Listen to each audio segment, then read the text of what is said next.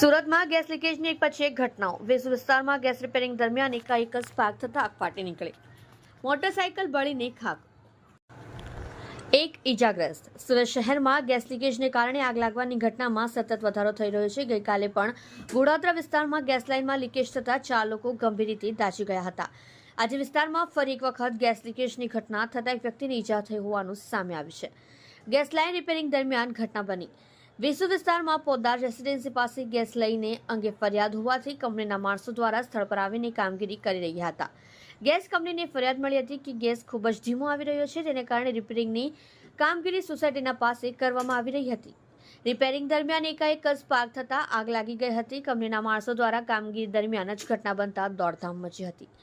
Gas line repairing કામ કરનાર દાજો fire officer Pragnesh પટેલે જણાવ્યું હતું કે વેસુ વિસ્તારની અંદર કોલ મળતાની સાથે જ અમે ઘટના સ્થળ પર પહોંચ્યા હતા તો જાણવા મળ્યું કે ગેસ લાઇનની અંદર આગ લાગી છે.